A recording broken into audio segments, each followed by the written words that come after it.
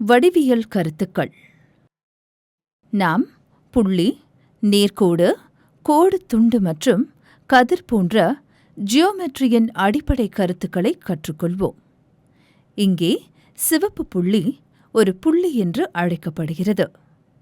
ஒரு புள்ளி என்பது மிகவும் சிறிய அல்லது மிக சிறிய புள்ளியாகும்.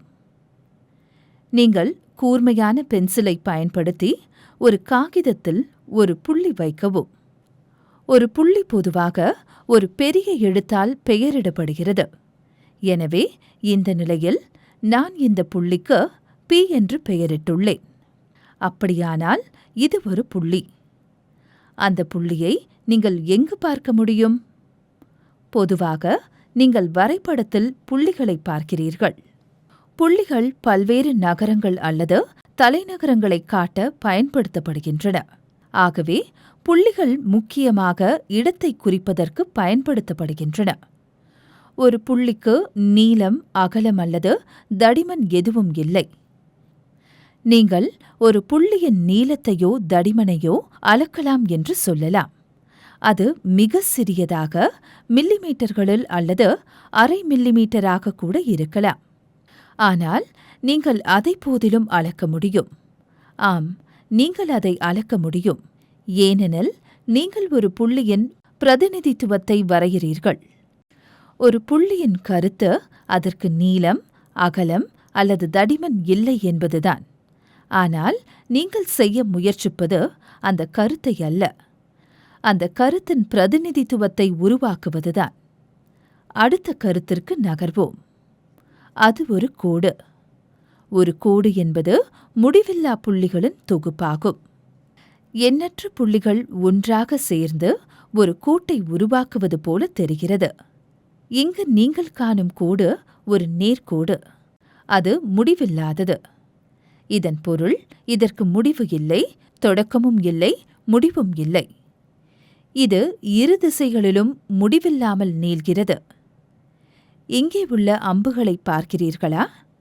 இந்த அம்புகள் கோடு இரு திசைகளிலும் முடிவில்லாமல் தொடர முடியும் என்பதை காட்டுகின்றன. ஒரு கோட்டில் உள்ள எந்த இரண்டு புள்ளியையும் எடுத்துக்கொண்டு அந்த கோட்டுக்கு பெயர் வைக்கலாம். ஆகவே இங்கே அந்த கோட்டில் ஏ மற்றும் பி என்ற இரண்டு புள்ளிகள் இருப்பதால் நான் இந்த கோட்டிற்கு ஏபி என்று பெயரிட்டுள்ளேன். அது ஒரு கோடு என்பதை காட்ட ஏபிக்கு மேல் ஒரு சிறிய கோடு வரையப்படுகிறது. ஒரு கோட்டுக்கு தடிமன் இல்லை, ஆனால் அதற்கு நீளம் உள்ளது. எனினும் அது முடிவற்றது. அதற்கு முடிவு இல்லாததால் அதை அளவிட முடியாது. ஒரு கோடு துண்டு என்பது இரண்டு முனை புள்ளிகளைக் கொண்ட ஒரு கோட்டின் பகுதியாகும்.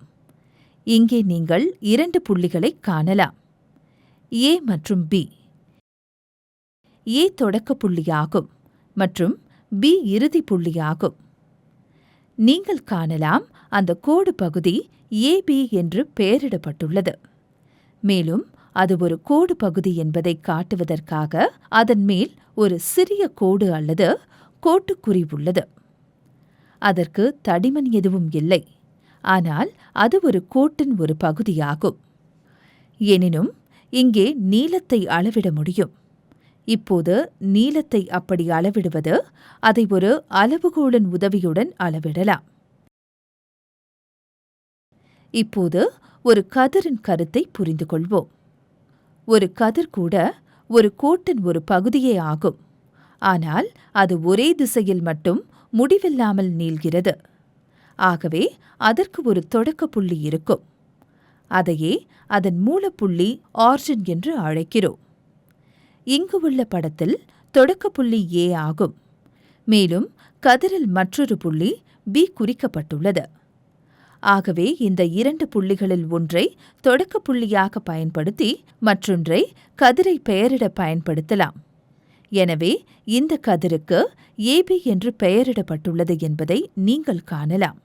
மேலும் ஏபிக்கு மேலே ஒரு சிறிய கதிர் குறியீடு உள்ளது. இது ஒரு கதிர் என்பதை காட்டுகிறது. ஒரு கதிரின் உதாரணங்களை நீங்கள் எங்கே பார்த்திருக்கிறீர்கள்?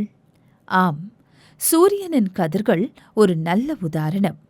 ஏனெனில் அவை ஒரு தொடக்க புள்ளி கொண்டவை என்பதை நீங்கள் அறிவீர்கள். ஆனால் அவை எங்கு முடிவடைகின்றன என்பதை நீங்கள் அறிய முடியாது.